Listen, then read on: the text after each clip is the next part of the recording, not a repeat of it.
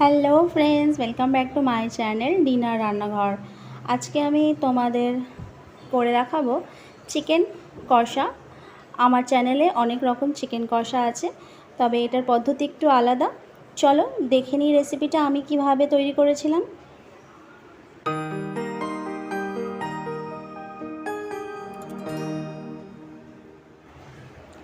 এখানে আমি একটা কড়াই নিয়ে নিয়েছি। কড়াইটা গরম করে তার মধ্যে দিয়ে নিলাম রিফাইন তেল। তোমরা চাইলে সর্ষের তেল দিয়েও করতে পারো রান্নাটা। তেলটা ভালো করে গরম হয়ে গেলে তাতে আমি একটা গরম মশলার ফোড়ন দিয়ে নেব। গরম মশলার মধ্যে থাকছে দারচিনি, এলাচি আর লং।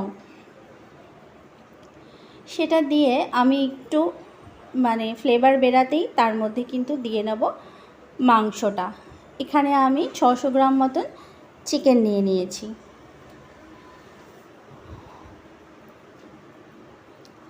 চিকেনটা দিয়ে নিলাম।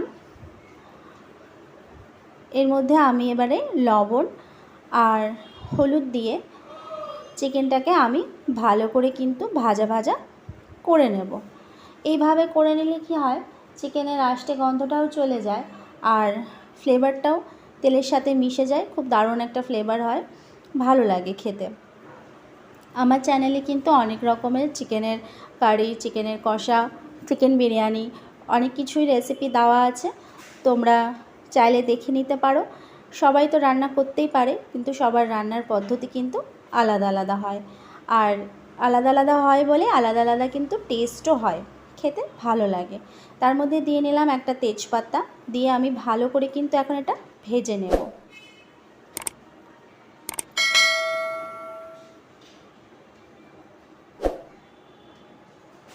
দেখতে পাচ্ছ চিকেনের থেকে জলটা একদম বেরিয়ে গিয়ে কিন্তু চিকেনটা অল্প হয়ে গেছে, চিকেনের জলটা বেরিয়ে গেছে। তারপরে আমি এর মধ্যে দিয়ে নিলাম কিন্তু দুটো কুচিয়ে রাখা পেঁয়াজ।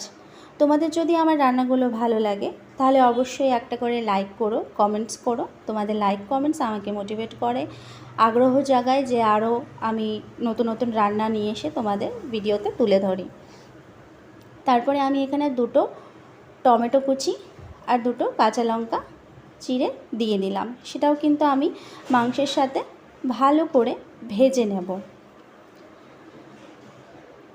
তারপরে কিন্তু আমি এখানে একে একে মশলা অ্যাড করব। তোমরা কিন্তু স্কিপ না করে দেখতে থাকো, কারণ রান্নার পদ্ধতি, রান্নার টাইমিং, কোন সময় কি দিচ্ছি তোমরা কিন্তু স্কিপ করে গেলে বুঝতে পারবে না, তখন রান্নাটাও টেস্ট হবে না।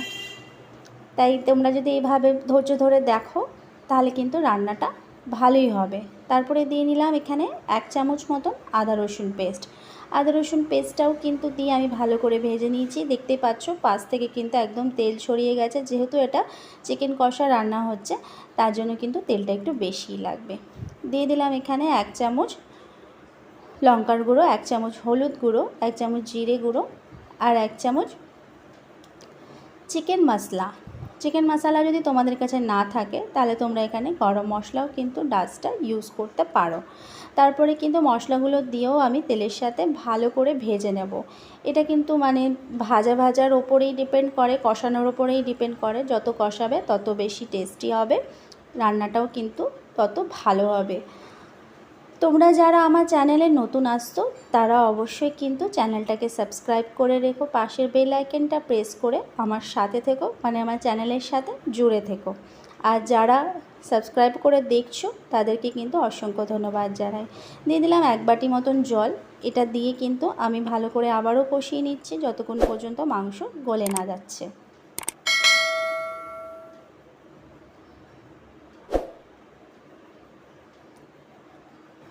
তোমরা এইভাবে কিন্তু বাড়িতে বানিয়ে খেও, খুব ভালো লাগবে।